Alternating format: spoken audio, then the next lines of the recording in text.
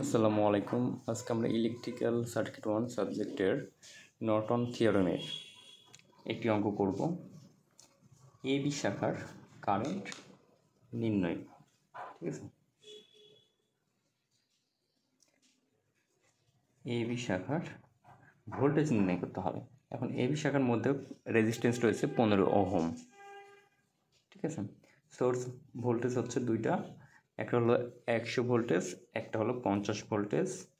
Resistance চারটা, একটা 20, একটা 30, একটা 25 এবং একটা 15। এখন এই 15 ওহমের মধ্যে কতটুকু ভোল্টেজ ড্রপ হচ্ছে, এই ভোল্টেজ ড্রপটাই নির্ণয় করতে হবে, ঠিক আছে। এখন নর্টন থিওরেম এর মেন নিয়মটা হচ্ছে, আমরা যেই ওহমের মধ্য দিয়ে প্রবাহিত কারেন্ট বা ভোল্টেজ নির্ণয় করব সেটাকে আমাদের শর্ট করতে হবে, ঠিক আছে। তাহলে পরে শর্ট করলে পরে আমাদের চিত্রটা হচ্ছে এমনটা।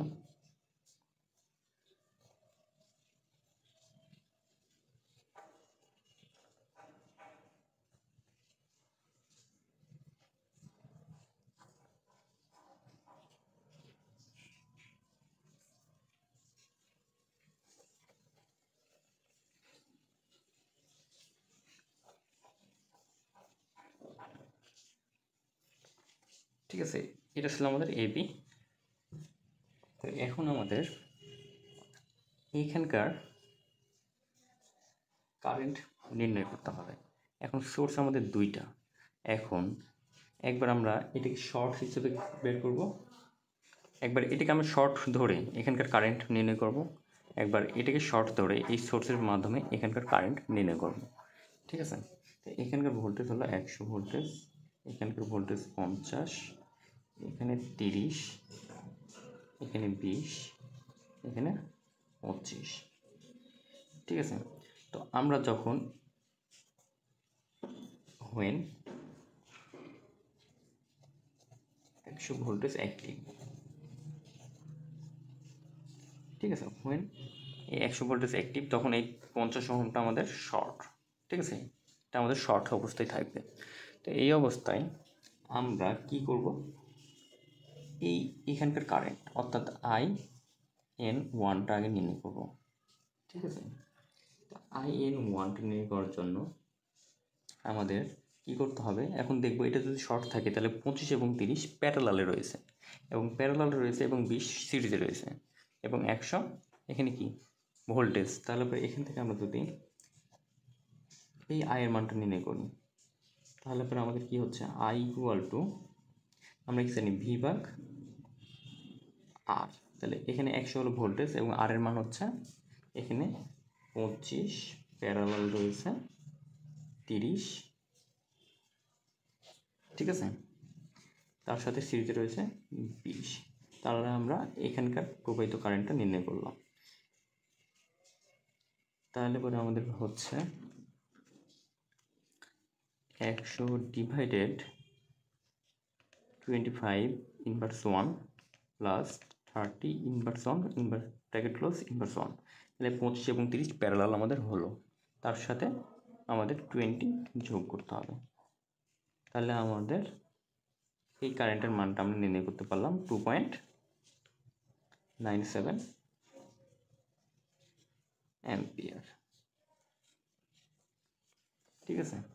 এখন আমাদের কি করতে হবে, এখন এই বিন্দুতে কারেন্টটা গেল, যাওয়ার পর দুই দিকে ভাগ হলো, একটা 25 একটা 30। তাহলে 25 অ্যাম্পিয়ারের জন্য আমরা কি করব, আগত কারেন্ট কোন বিপরীত শাখার রোধ দিয়ে ভোল্টেজ ডিভাইডেড রোধটা। তাহলে IN1 আমাদের কি হচ্ছে, আগত কারেন্ট আমাদের কত 2.97 গুণ, তো এখানে আমাদের বিপরীত শাখা কোনটা, এর বিপরীত শাখা হচ্ছে 30 ডিভাইডেড বিপরীত শাখার রোধ যোগ নিজ শাখার রোধ। নিজ শাখাতে আমাদের কত রোধ আছে, 25। এখন কিন্তু আমাদের এটা শর্ট, ঠিক আছে, এটা শর্ট অবস্থায় রয়েছে। তাহলে আমাদের হলো গণিত হচ্ছে 30 ভাগ হচ্ছে 55, তাহলে হচ্ছে 1.621 অ্যাম্পিয়ার। তাহলে আমাদের IN1 এর মানটা পেলাম 1.621 অ্যাম্পিয়ার, ঠিক আছে। এখন আমরা when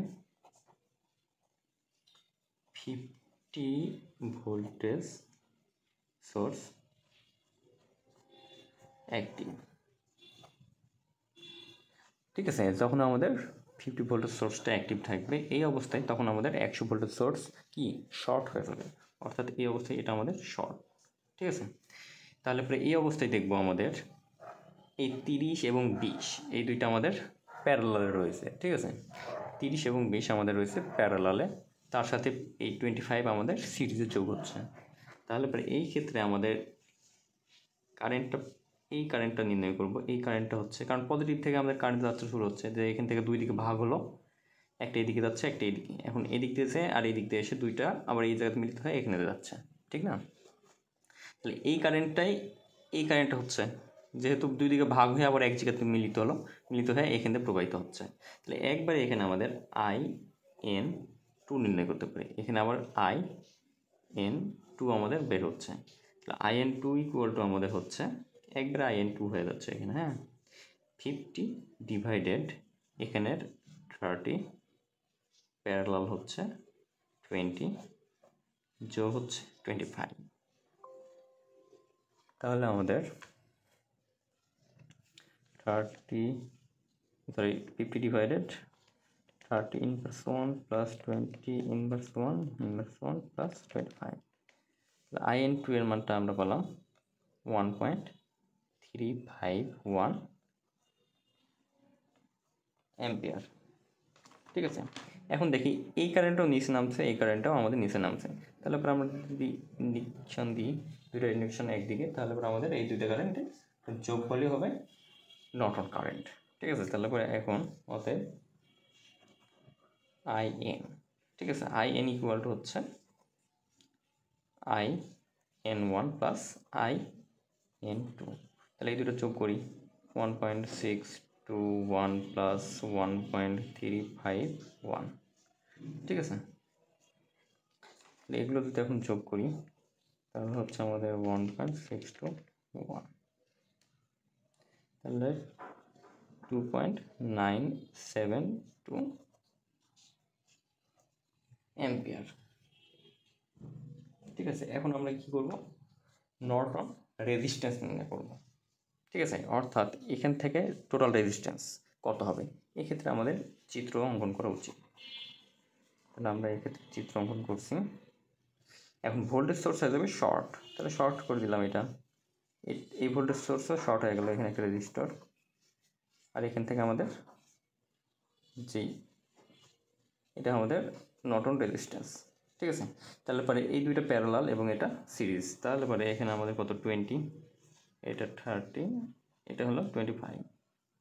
তাহলে পরে এই নর্টন রেজিস্ট্যান্সটা আমরা ওই নর্টন রেজিস্ট্যান্সটা এখন নির্ণয় করব, অর্থাৎ RN ইকুয়াল টু হচ্ছে 30 প্যারালাল হচ্ছে 20, তার সাথে যোগ হলো 25।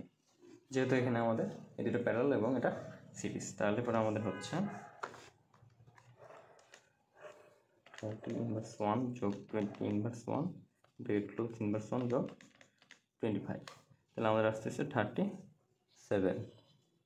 ঠিক আছে, 37 ওহম।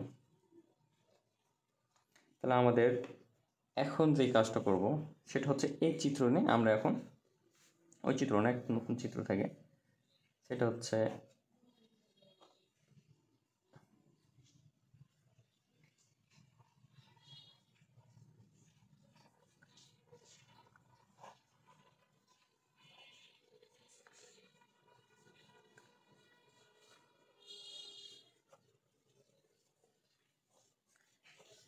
যেই রেজিস্ট্যান্সটা আমরা খুলে ফেলেছি সেটা হচ্ছে 15 ওহম, সেটা হচ্ছে 15 এখানে থাকবে।